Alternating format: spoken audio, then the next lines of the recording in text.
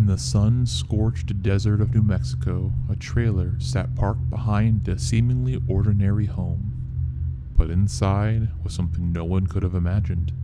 A padded chair, chains, surgical tools, cameras, and a detailed journal describing the step-by-step process of human torment. The man responsible? A soft-spoken park ranger named David Parker Ray. What he built and what he did inside that trailer would become one of the most disturbing true crime cases in American history. This is the unknown detail. David Parker Ray was born in 1939 and raised in a broken household marked by violence.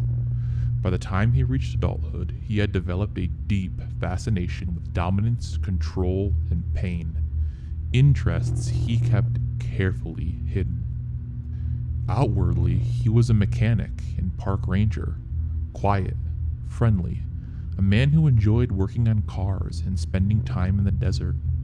But Ray had another life, one that took shape behind the locked doors of a trailer he nicknamed the Toy Box. It wasn't a child's playroom. It was a 22-foot-long trailer rigged with soundproofing, surveillance system, restraints, and an array of disturbing tools. Investigators would later describe it as a surgical chamber, custom built for psychological and physical domination. He kept handcuffs mounted to the walls, medical diagrams hung above a genealogical exam table. There were journals detailing acts committed and videotapes to go along with them, and next to the chair, a cassette player. Ray reportedly played pre-recorded messages to his victims, explaining in a chilling monotone voice what was going to happen to them and how they were expected to behave. However, Ray didn't work alone.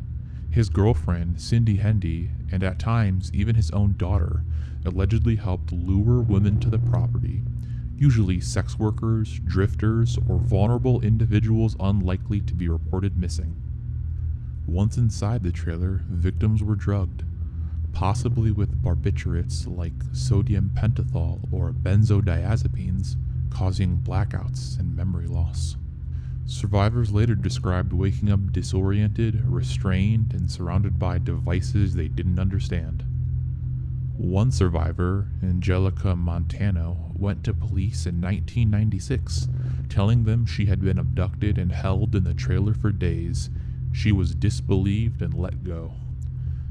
And it wouldn't be the last time a cry for help would go ignored. Everything changed on March 22, 1999. Cynthia Vigil, a 22-year-old woman from Albuquerque, was held in the trailer for 3 days.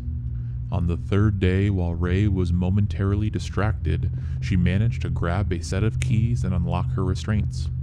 Wearing nothing but a chain around her neck, she ran to a nearby mobile home and begged for help. That 911 call triggered the beginning of the end for David Parker Ray. When police entered the trailer, they were not prepared for what they found. Evidence included videotapes labeled with victims' names, journals cataloging years of activity, and devices too disturbing to describe in detail. While hundreds of photos were recovered, no bodies were ever found. Yet Ray allegedly confessed to murdering as many as 14 to 60 women, possibly disposing of their remains in nearby lakes and desert areas. Authorities excavated sites, drained lakes, and searched miles of terrain, but never found enough physical proof to pursue murder charges. Without bodies, they focused on what they could prove: kidnapping, conspiracy, and assault. David Parker Ray was no impulsive killer. His crimes were structured, ritualized. Experts believe he exhibited traits of antisocial personality disorder, charming and manipulative, but emotionally detached. He didn't just want to harm, he wanted control, and for years, he got it, hidden behind a mask of normalcy supported by silence and fear. Some believed he was fueled not by personal urges, but by a sense of creative satisfaction, meticulously engineering the environment of suffering like a craftsman builds a masterpiece. It's this precision that chills investigators to this very day.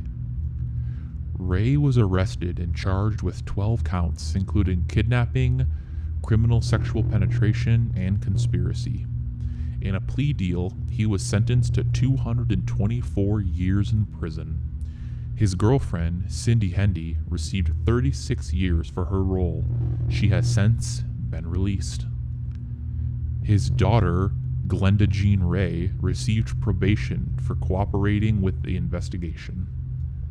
But before justice could fully unfold, David Parker Ray died of a heart attack in prison, only 3 years into his sentence. He never faced trial for the alleged murders. Over 500 pieces of evidence were recovered. Dozens of potential victims remain unidentified. One woman in a recorded video was only found years later, living in Colorado, unable to remember how she escaped. Others were never found at all. Their families may still be searching, and in the dry heat of New Mexico, secrets remain buried beneath the sand. The toy box killer didn't wear a mask or hide in the shadows. He lived among others, worked a regular job, and smiled at his neighbors.